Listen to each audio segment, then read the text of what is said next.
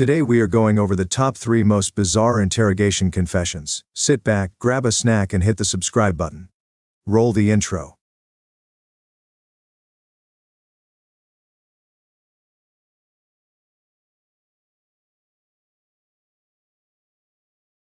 Three, The Interrogation of Gary Ridgway, the Green River Killer.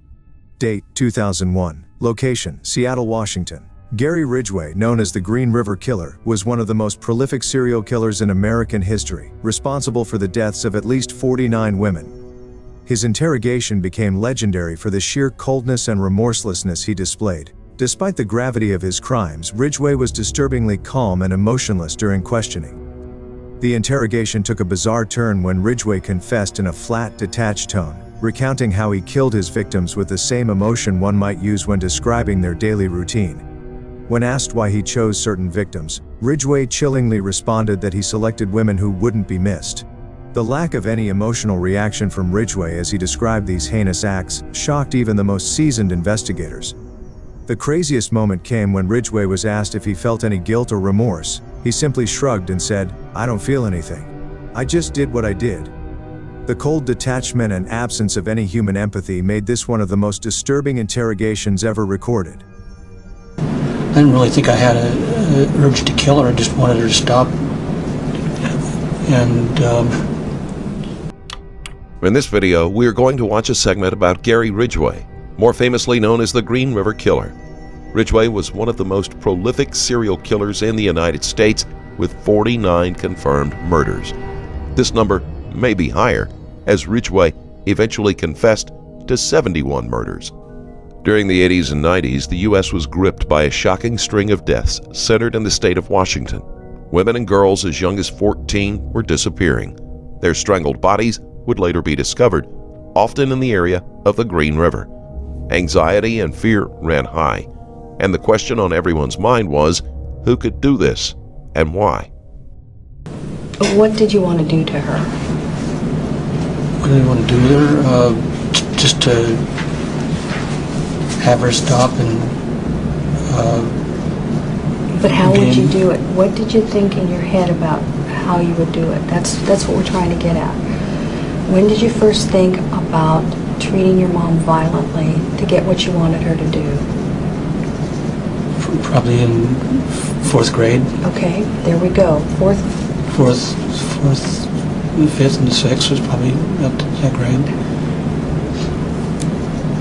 and what was in your mind that you wanted to do to get her to treat you a certain way?'t did you want to do to your mom here?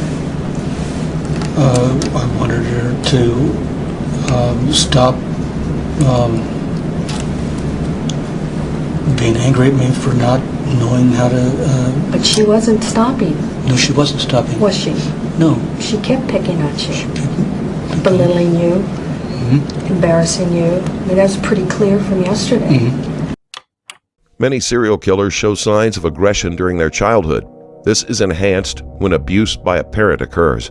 It's normal to have flashes of anger, and most children have wanted to hit someone at some point. However, these feelings are typically short-lived and aren't dwelled on obsessively. It happened in school too, so I had... So what was your way of retaliating against her in your mind? What were you thinking to do to your mom? I don't know if I was thinking of hurting her. I just wanted her to stop and let me alone.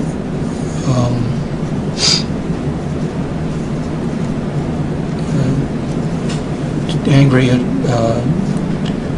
her for pushing on me to remember, and I just couldn't remember, and I just wanted her to stop. But she didn't. But she didn't know. She didn't stop. So somewhere in the 4th or 5th grade, that sense of helplessness that you had not being able to get her to stop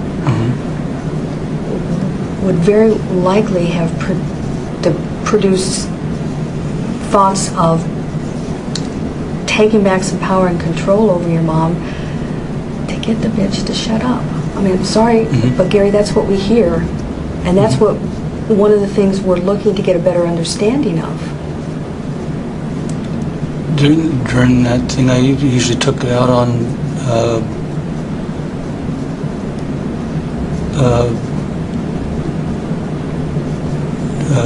other things instead of hurting her.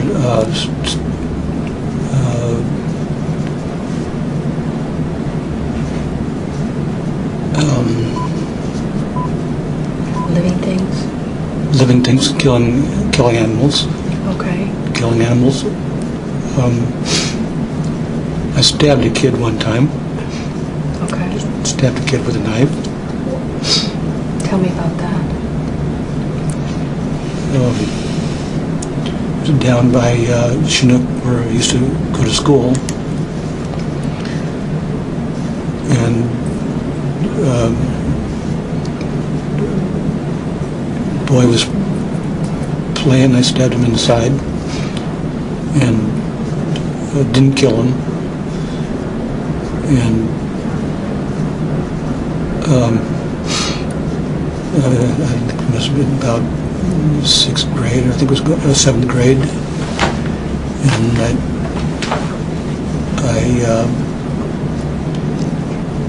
was at some time I was breaking out windows, throwing rocks at windows at school. Not interested in that. But that's what I took my aggression on. I couldn't take it on my mom. I had to take it on my animals and How many the animals kids. did you kill? I killed a lot of birds, but one cat suffocated in his chest. Mm-hmm. And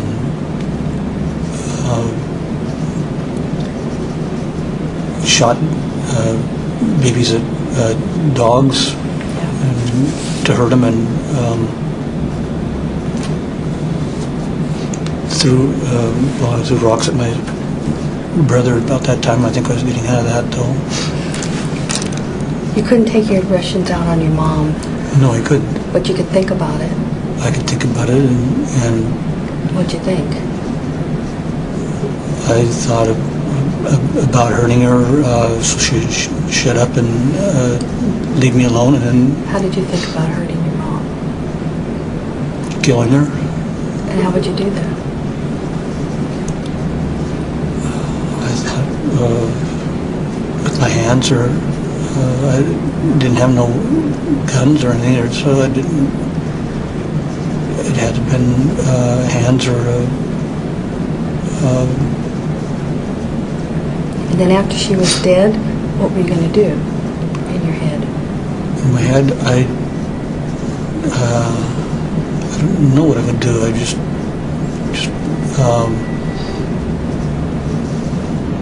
wanted her to stop. One time there, they were going to put me in a special school. I didn't want that. My dad and my mom were arguing about it all the time.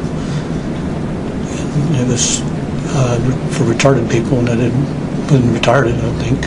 So I was mad at them for wanting to put me away from other kids. And wanting to hurt her. And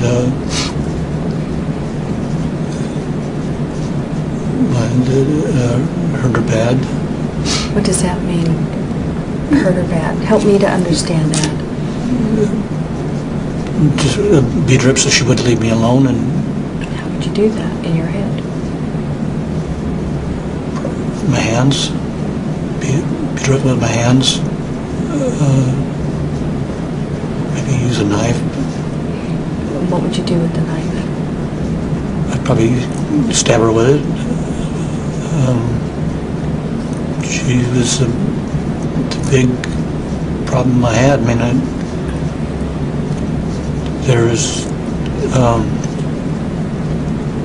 my dad wasn't around that much. He was working all the time, and she was the only one of us in control, and she was constantly trying to get me to do better in school, and I just couldn't do better. I wanted to have her stop, and the only way was to kill her, to hurt her bad.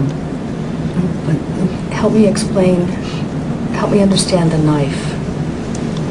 Well, the knives are in the drawer. That would be, I use a knife on that, stab that boy, and I could use a knife on her if I wanted to. It's a way of killing, and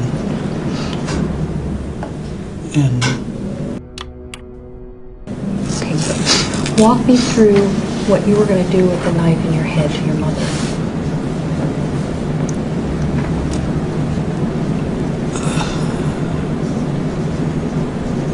cut her throat so she wouldn't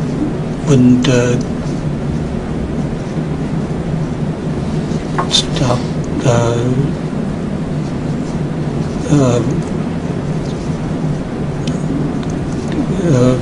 degrading me and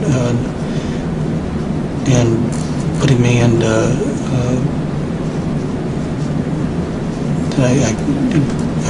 I couldn't remember things, and that was the only way I could think of hurting her to get her to stop. When did you think about having sex with your mother? When 14 or 15, I think. Tell me about that. It's about the same time frame. I'd see her out sunbathing, and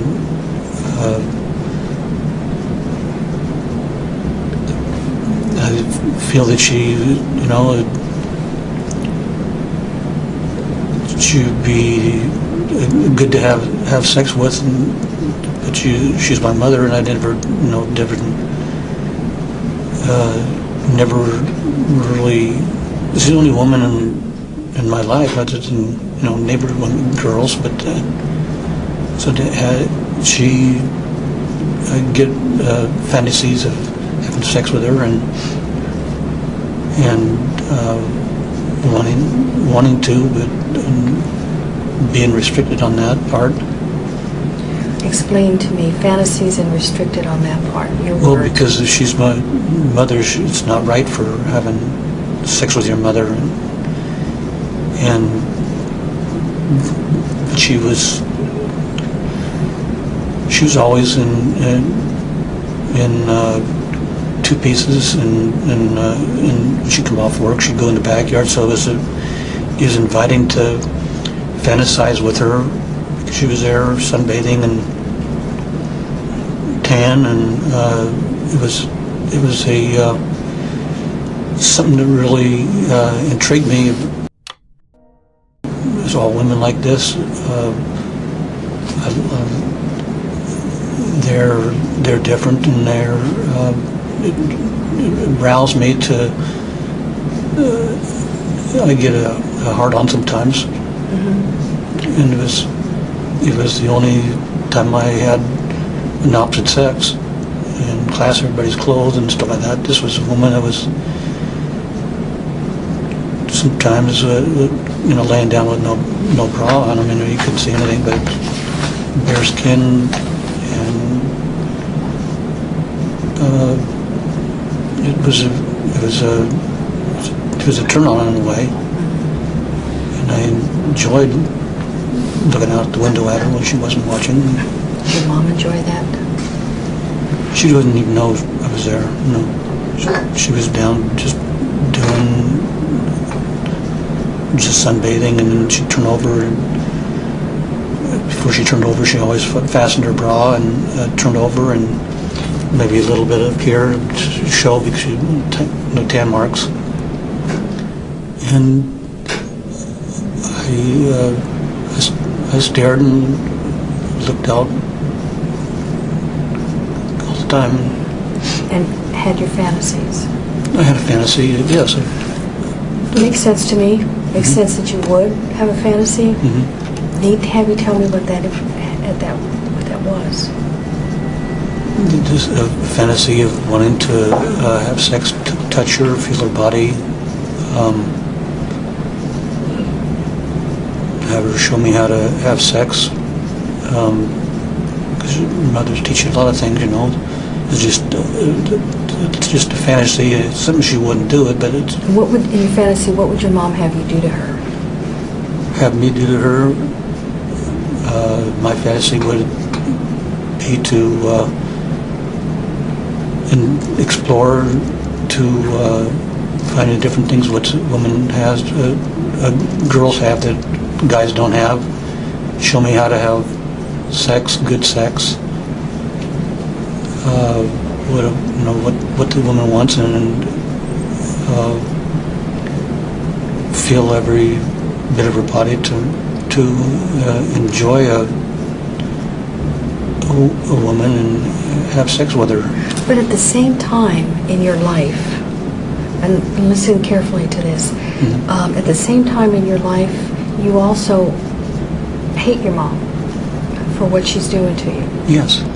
So how are those thoughts and fantasies colliding together? Because we know that that happens. How are they colliding together in your head? And colliding together in my head when she was just laying down there, she was more of a sex object than a mother, and more of the fantasies of having sex with her and nothing to have and to kill her. It was two different things. When she was always Dr. Jekyll Hyde, when she's down there, she's a sex fantasy, sex object. When she's up there trying to get me to read, and she's the other side of something I hated. I loved the part of her being a sex object, but I didn't like the part of her being a mother and working with me, as trying to help me in reading, and I liked the sex part better than I liked the mother that was always trying to hurt, belittle me, and because I wasn't. I didn't really think I had an urge to kill her. I just wanted her to stop. And what did you want to do to her? what did I want to do with her? Just to have her stop and let me alone.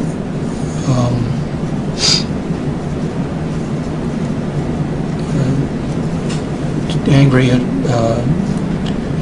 her for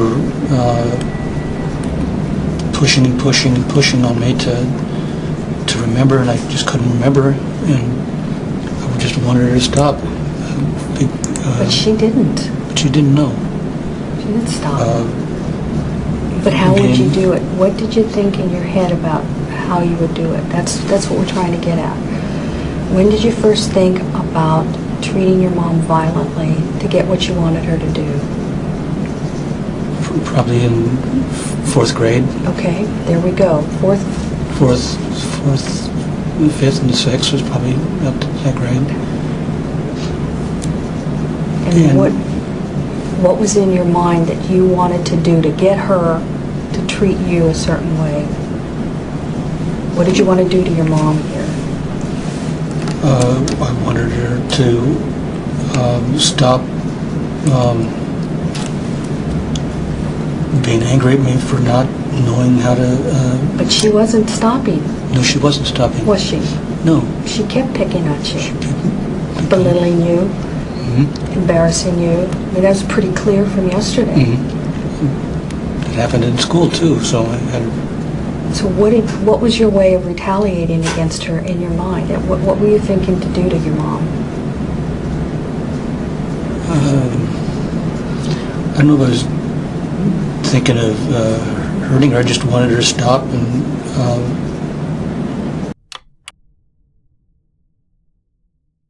The Interrogation of Ted Kaczynski, the Unabomber.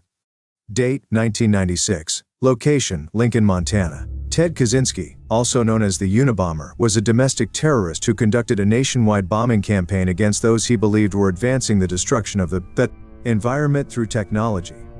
His interrogation was as bizarre as his manifesto. After years of living in isolation and orchestrating a 17-year bombing campaign that killed 3 people and injured 23 others, Kaczynski was finally captured in his remote cabin in Montana. The interrogation took a surreal turn as Kaczynski, who was a former mathematics prodigy and Harvard graduate, began discussing his complex anti-technology ideology with the investigators. His arguments were meticulously structured, and he quoted philosophers and historical texts to justify his actions. The craziest part of the interrogation occurred when Kaczynski began to debate with the FBI agents about the philosophical implications of technology and industrial society. He was completely unfazed by the prospect of spending the rest of his life in prison, and seemed more concerned with convincing the agents of the righteousness of his cause than with the consequences of his actions. The fact that he was more interested in having an intellectual debate rather than defending himself was both surreal and unsettling. Very often we used to go out and play catch, or one of us would hit the ball with a bat and the other one would catch it. And I remember one time when we were throwing that ball, we were as far apart as we could get and still reach each other with the ball. We were throwing that ball as hard as we could, as far as we could. Of course, the ball was thrown very inaccurately because we were trying so hard to throw it. And so we were making these running, leaping catches. We made more fantastic catches that day than I think we did in all the rest of our years together. That was more fun. I don't know that it's exactly true that he wanted me to suffer exactly. It's more as if he wanted to score a victory over me, defeat me, put himself in the victorious position and me in the position of the one who's defeated and humiliated. Okay. Do you deny, in the context of this interview, do you deny that you committed the crimes attributed to the Unabomber? I can't comment on that. Were you surprised when you learned that it was David who had turned you in? Were you surprised? Not terribly surprised. Just in terms of your life in prison again, I'm just wondering a little bit about your daily routine. Do you get 8 hours of sleep a day? Yeah, usually not all at once. I'll give you, let's say, I take a shower every other day rather than every day because I have sensitive skin.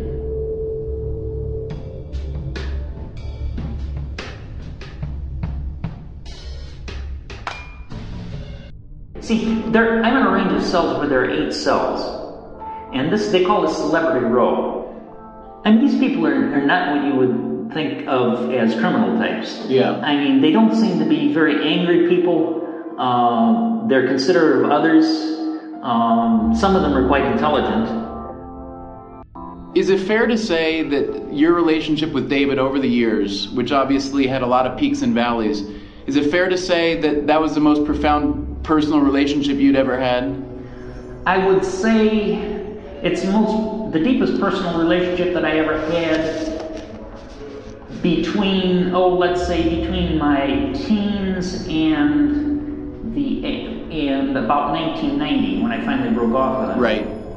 In terms of you and David, how do you think that you two are most alike? That's a tough one. Yeah. Over many years, we shared a great many values. Right. And it's not clear to me to what extent this was simple imitation of me on his part.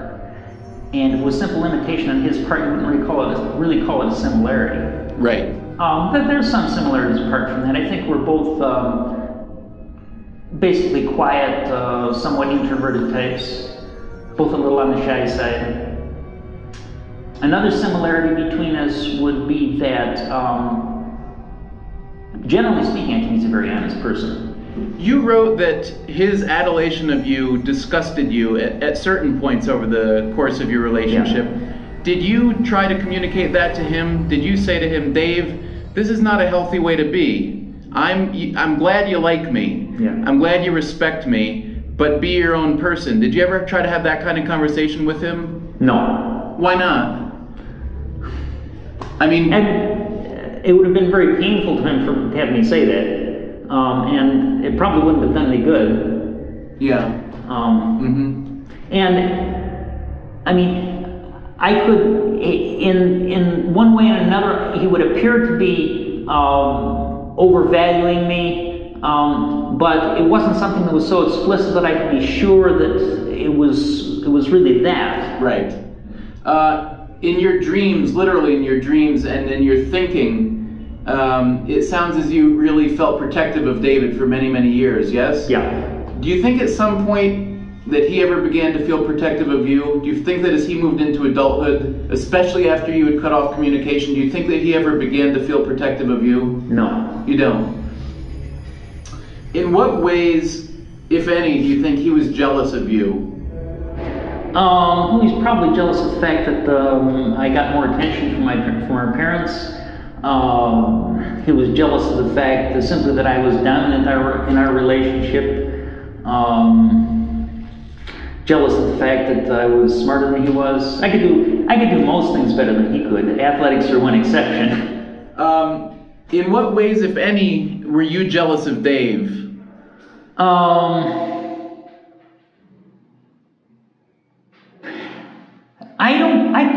The only way I can think that I might have been somewhat jealous of him was that when he was in high school, he always had lots of friends. He was socially successful, and I wasn't. And I may have had some jealousy about that. Yeah. Though I don't clearly remember that. What do you regret most in retrospect about your relationship with David, about the way the relationship devolved, I guess? Well, I'd say basically that I didn't break off with him 20 years earlier. So you still feel that way? Yeah, I mean, I got a lot of satisfaction out of corresponding with him. I mean, it was a good relation. It was in many respects, not in all respects, but in many respects, a positive relationship from my point of view. Right. But I don't think it was from my brother's point of view. And in the end, it turned out to be disastrous from my point of view, as you can see. Right. What do you think would have changed in his life if you had broken off earlier? Well, I mean, let me put it this way. I think that his sense of rivalry with Big Brother, his attempt to equal Big Brother and to win Big Brother's approval with very limited success, I think all this was very hard on him. I think that his self-esteem would have been in much better shape if he hadn't had me to compete with or compare himself with. And I think he would have, and he always had an easy time making friends. He would have had close relationships with other people, so he didn't really need that relationship with me. Right. If the roles had been reversed, if you had suspected David of being the Unabomber, right? After all the years that you haven't been communicating very regularly, what would you have done? I would have kept it to myself. Is that what you feel he should have done? Yeah. And what was your reaction to that when you first hear that David is involved in turning you in? What does that feel like? Well, obviously I resented it. There was another strain to my feelings there. I don't know if I can explain it properly, but in a way I was almost glad because my own brother turning me in a sense made me look good. How so? Well, I mean, it's that you had eluded everyone but someone who knew you well. I didn't say I eluded anyone for anything. I mean, I pled guilty. 1. The Interrogation of Richard Kuklinski, the Iceman. Date 2003. Location, New Jersey. Richard Kuklinski, known as the Iceman, was a notorious hitman who claimed to have killed over 200 people, many of whom were connected to organized crime. His interrogation was nothing short of chilling, not just because of his crimes but due to his demeanor and the sheer brutality with which he described his actions. Kuklinski, who earned his nickname because he froze his victims to confuse the time of death, spoke with a calm, almost friendly tone during his interrogation. He described his murders as if he were discussing the weather. The most insane part of the interrogation came when Kuklinski detailed how he killed one of his victims by poisoning him with cyanide, then sat back to watch him die slowly, just to see how it worked. Kuklinski's complete lack of remorse and his matter-of-fact descriptions of his methods, ranging from guns and knives to more unconventional weapons like cyanide, left investigators and psychologists alike horrified. His ability to switch from discussing mundane topics to recounting brutal murders in the same breath made this interrogation the most unsettling and bizarre of all time. Mr. Kuklinski, we're going to conduct a bath search here. Put your arms out.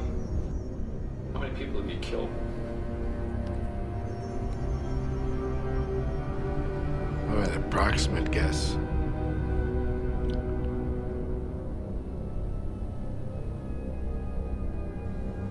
Approximate, we'll go with more than 100.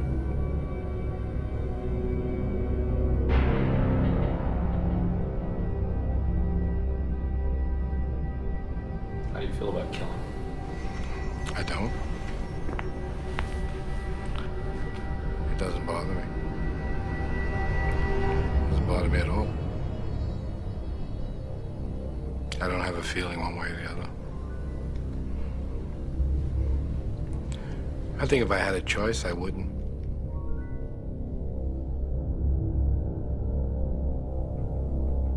The following program is based on 17 hours of an interview conducted under maximum security at Trenton State Prison.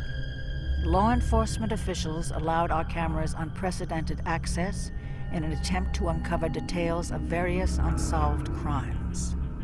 It was also hoped that the interview would help to penetrate the mind of Richard Kuklinski, a mind made for murder.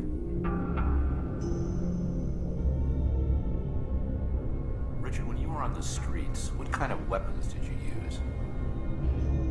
When I was out on the street to do something, I carried 3 guns and a knife. I had a Derringer in each pocket.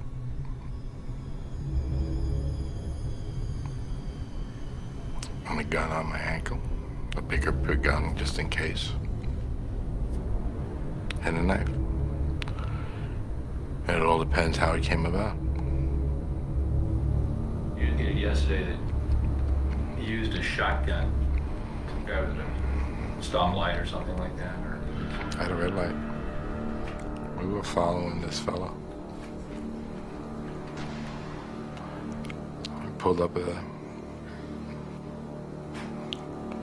a red light, came alongside of him, and shot the shotgun, took his head off. He never saw the green light. It was a sawed-off shotgun. It was very, as a matter of fact, when it happened, it surprised me. I expected the man to die, but it really surprised me when it took his head off. It was something I didn't expect. Richard, I understand that you're an expert in the use of cyanide. How many times did you kill with it? Quite a few. What's the different ways you use cyanide? You could put it in liquid form. You could, person could say, for instance, a person could be in a bar. You bunk into them, possibly by mistake, or say you were intoxicated, spill the drink on them, and leave. Everybody just looks around, thinks you were drunk, or that you just had an accident or something, and meanwhile, it's soaking through their clothes, into their pores, and into their system. And eventually, they'll die. I've been in a restaurant where we were eating, and the guy went to the bathroom. And when I was in the bathroom, we put a little boost in his food. And he was rushed to the hospital after that. And he died. And they buried him. I'm not exactly sure what they attributed his death to. But, you know, it wasn't homicide. What is it to dispose of something? You throw it away. You throw it anywhere. It all depends. If you don't want it found, or if you want it found. If you want it found, it doesn't matter, you just leave it there. If you don't want it found, you could take it somewhere. You could bury it. You could put it in a big drum. You put it in the trunk of a car and have it crushed.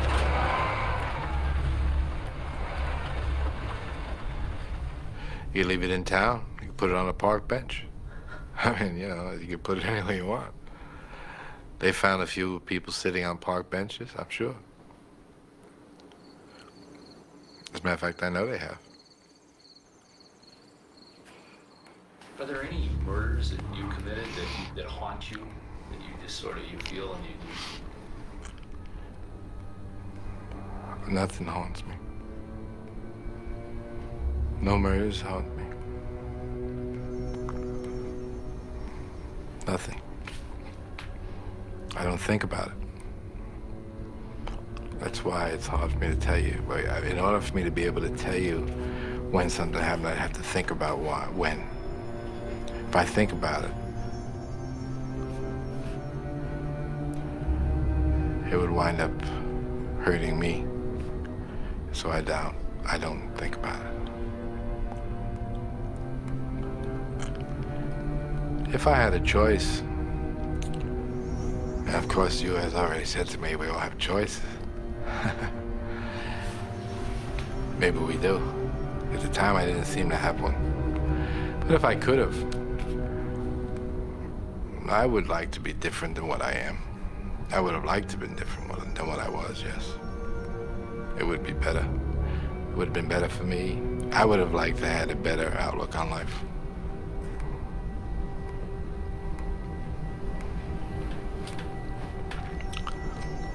But I can't change yesterday.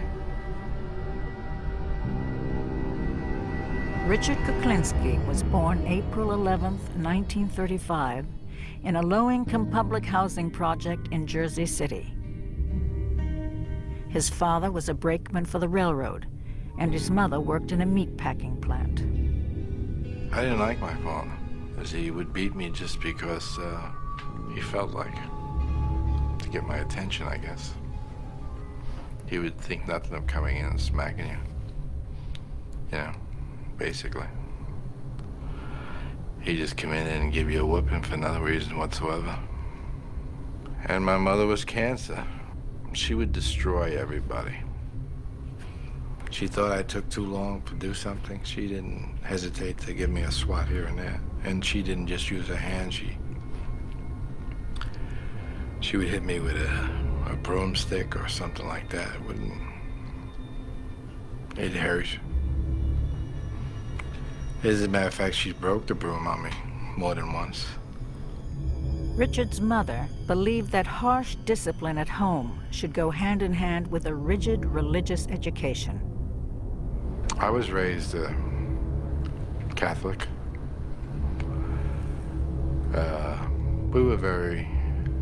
She was strict as far as the religion goes. I went to... Your mother? My mother, yeah. My mother, we went to Catholic grammar school. And we were raised with the Catholic belief. I was even an altar boy. But during the course of my life, I don't really believe it. It's just the way it happened. Didn't mean it to happen that way, but it just happened that way. When his father abandoned the family, Richard, a skinny, timid young teenager, was left to fend for himself. He was an easy target for street gangs, but by the time he was 16, things began to change. When I was a young man, I found out that if you hurt somebody, they'll leave you alone. Good guys do finish last. When I tried to leave everybody alone, just do my own thing, everybody just wanted to hurt me. Until one day I just decided, well, I've had enough of this picking. And I went upstairs and I took a bar, which the clothes used to hang on in the closet. And I went back downstairs, and there were like 6 young men, still figuring they were gonna mess with my head, and we went to war. To their surprise, I was no longer taking the beating. I was giving it. And that's when I learned that it was better to give than to receive. I've been known to hurt people for no reason if you check out my background as I came up. I could be anywhere, and if somebody humiliated me, I would think nothing of hitting them with a cue stick. In an instant. And the only thing they might have done was made me feel bad. Or challenge my authority at the time. Kuklinski's reputation as a tough guy with a hair-trigger temper grew. By the time he was 18, the abused had become the abuser. It wasn't long before he committed his first murder. I got into a fight in a bar. We got into an argument, a fight. And I hit him with a cue stick.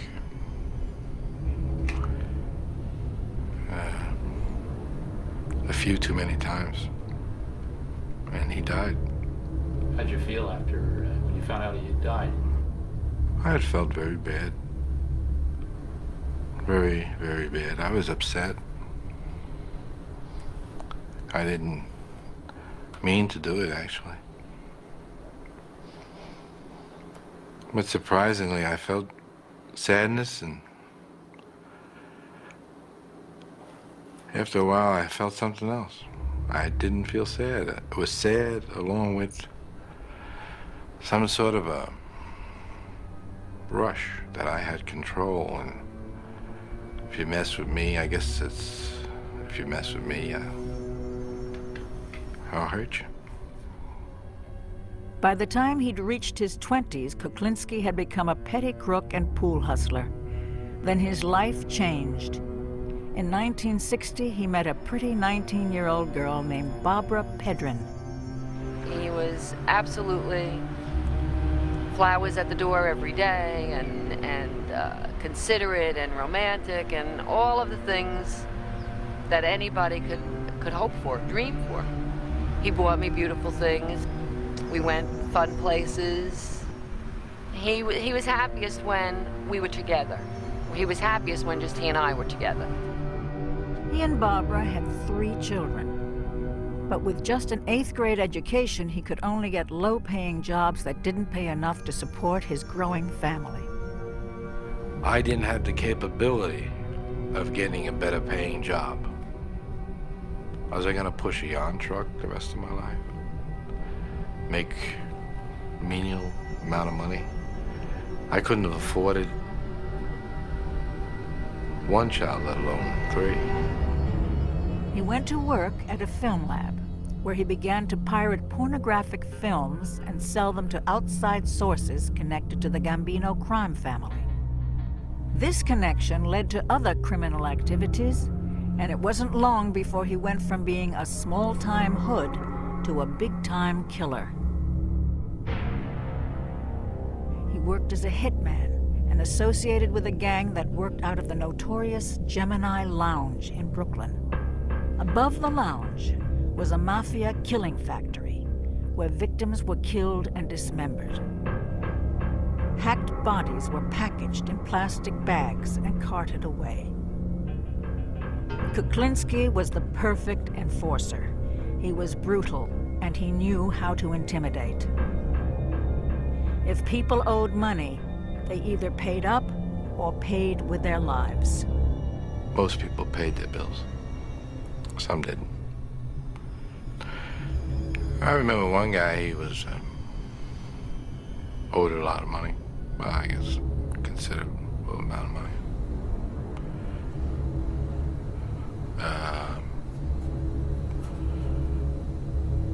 He hid behind, he thought he could hide behind a door.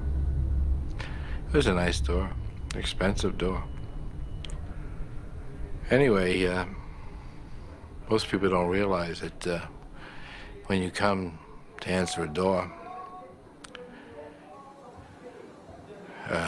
if there's light in the background, the person on the outside can look through the peephole and see the guy coming to the door. So he came to the door, I asked who it was, and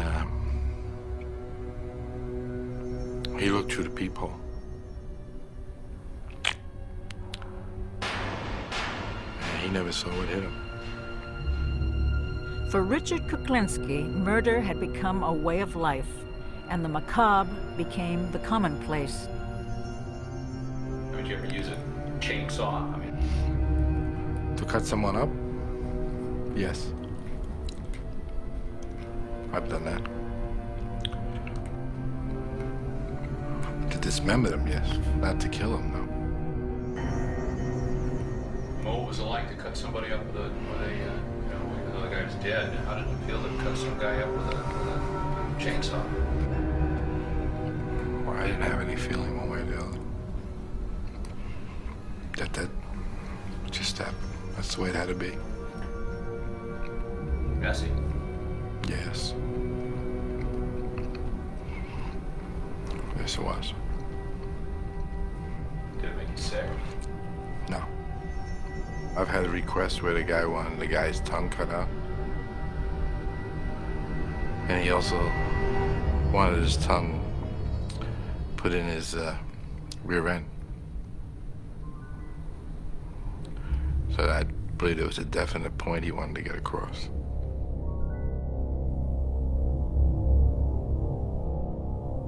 I have an experience that I don't know if I should tell you or not. That it probably would offend a lot of people. I don't know, I don't think I'll go into that. Go ahead. Yeah, it's not a good one. No, go ahead.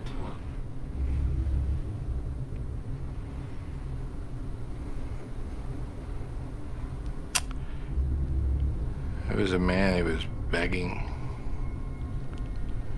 and pleading and praying, I guess.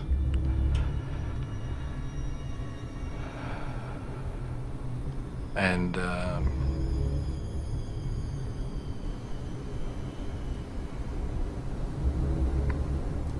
he was pleased God and all over the place.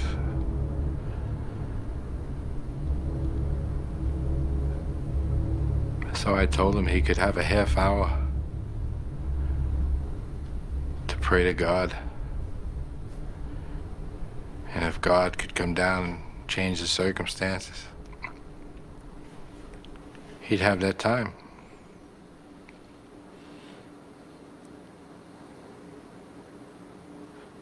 But God never showed up. And he never changed the circumstances.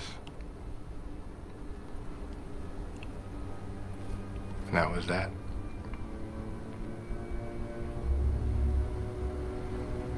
It wasn't too nice.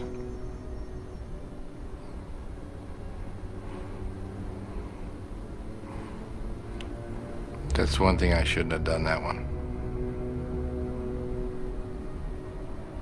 I shouldn't have done it that way. By the 1970s, between his illegal activities and contract killings, he was becoming a wealthy man.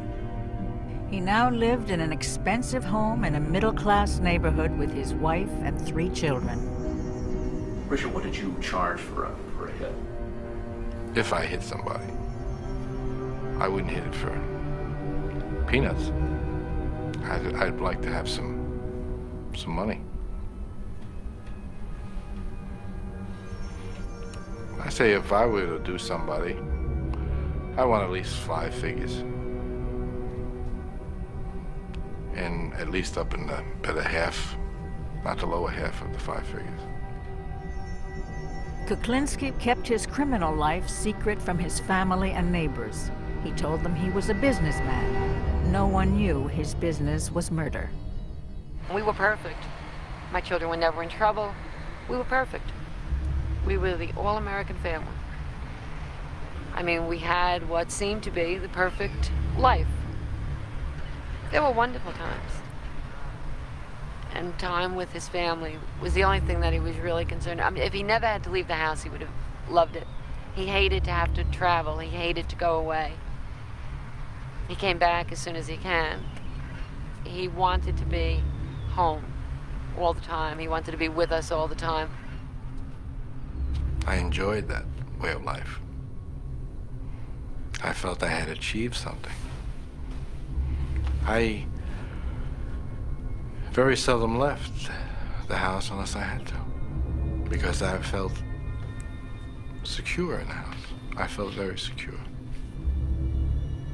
I tried to provide the best for them as I knew how.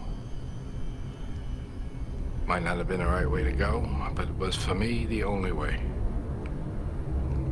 I tried to never let anything touch the house. I brought nobody there. My family was not exposed to anybody. I wanted to show them the good side of life, not the bad side.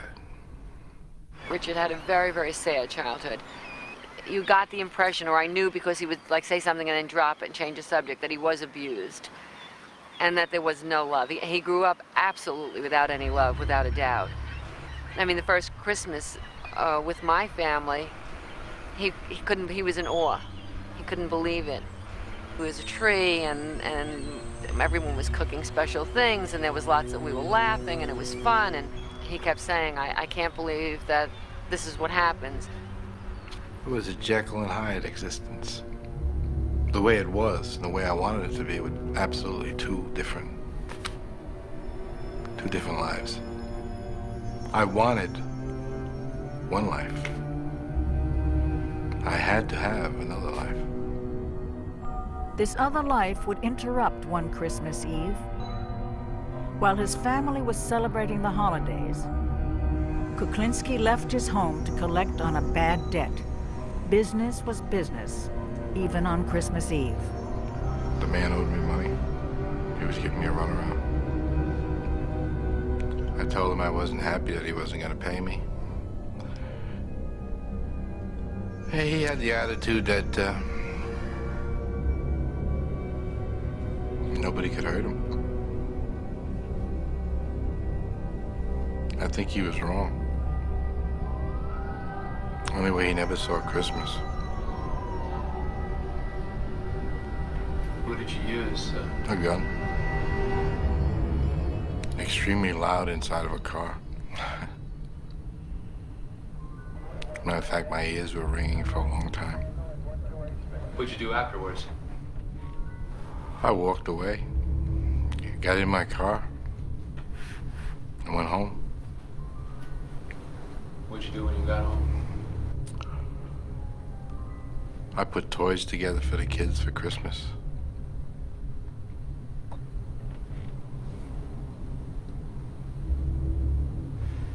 I saw the broadcast while I was putting the toys together that came down. Mob-related killing. That was the first time I knew I was mob-related. How'd you feel?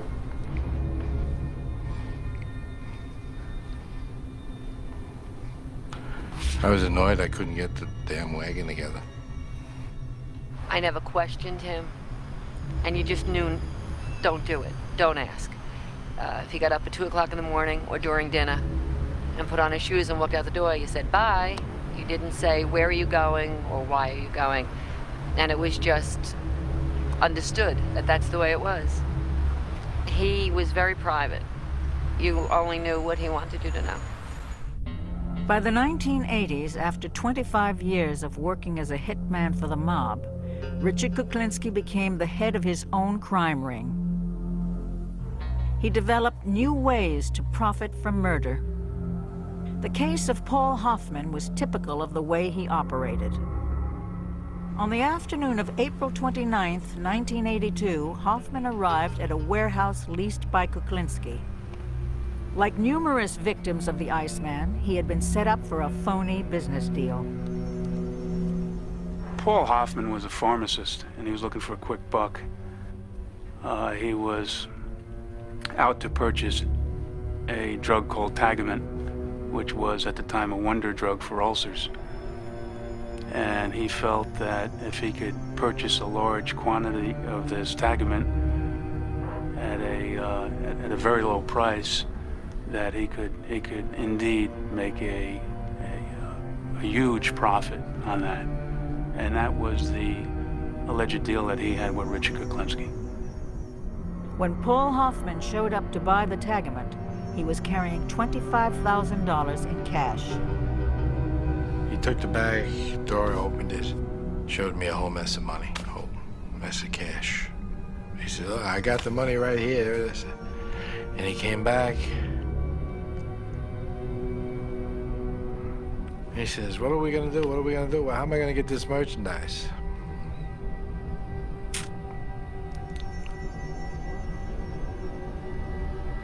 I put the gun under his chin, and I said, "There is no merchandise."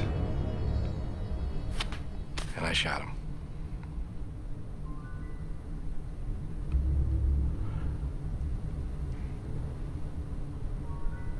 He didn't die. The gun jammed. He was gurgling. I had hit him. It was, blood was pouring out of his mouth. And,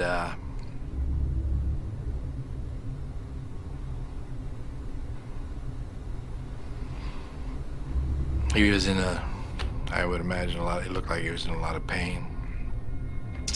So there was a tire iron there. I took the tire iron and hit him with it, which knocked him out. And he died. I then took him and put him in a 50-gallon drum, put it on the side of a motel. It was behind Harry's Corner. I listened to the people. I went in Harry's every morning. The thing was there for a long time. I looked at it every day. It was there. I went in Harry's every day. One day it was just missing. Continued to go in Harry's to see if anything was said about it. Nothing was said. I don't know what happened to the drum. I portrayed myself as a hitman. Told him I worked for the wise guys downtown New York, and my brother was a good fella downtown, and I went by the name of Dominic Michael Provenzano. You willing to go out on a contract? If the price is right, I'll talk to anybody. Yeah? Sure. And you mean to tell me your way is nice and clean and nothing fucking shows up? Well, it may show, my friend, but it's quiet. It's not messy. It's not noisy. It's not, you know. Yeah, but how the fuck do you put it together, like, you know what I'm saying? Well, there's always a way. There's a will, there's a way, my friend.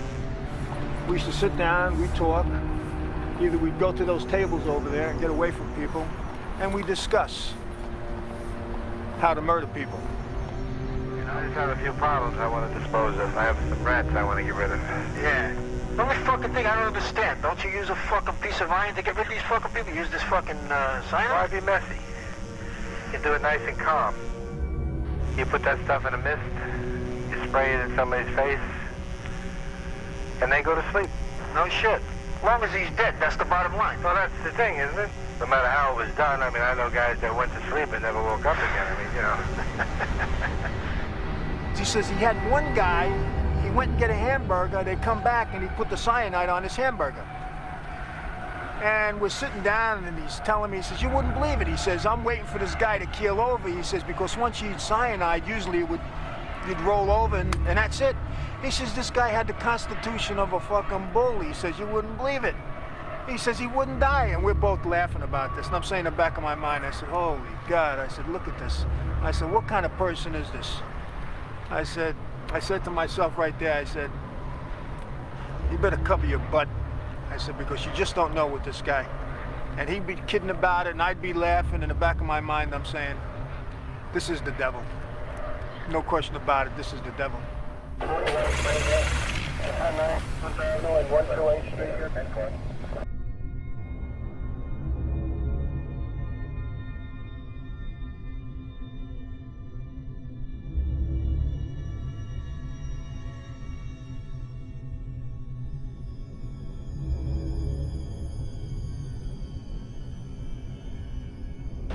I shot George Malavan 5 times. Louis Masgay on July 1st, 1981. I shot him once in the back of the head. When the judge asked him why he had killed the 2 men, Kuklinski replied, It was due to business. Dominic Polifrone's tapes had nailed Kuklinski, but in court, the Iceman greeted the undercover cop with a smile. He seemed to be quite cheery about saying hello to you. Well, I reciprocated. The only thing is, I'm going home, and he's going to a different environment at the present time. I've done it always. As far as you've known or heard, there isn't too many things I haven't tried. No matter how it was done, I mean, I know guys that went to sleep and never woke up again. I mean, you know. I've never felt sorry for anything I've done other than hurting my family. The only thing I feel sorry for.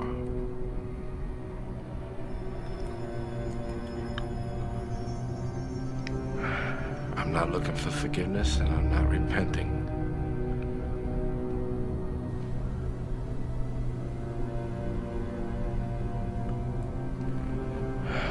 No, I'm wrong.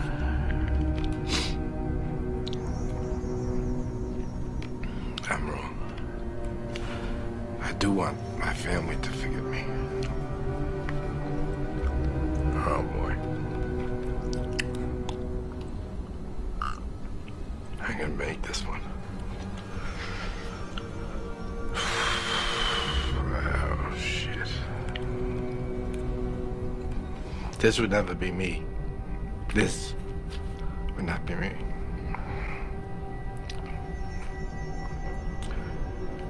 I feel for my family.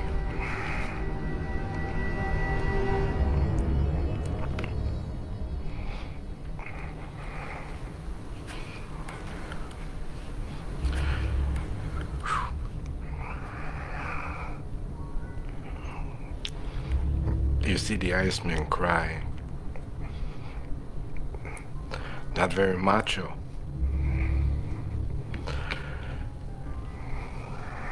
But I've hurt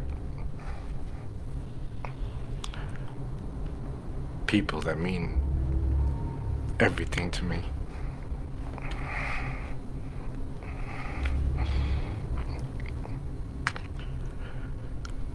But the only people that mean anything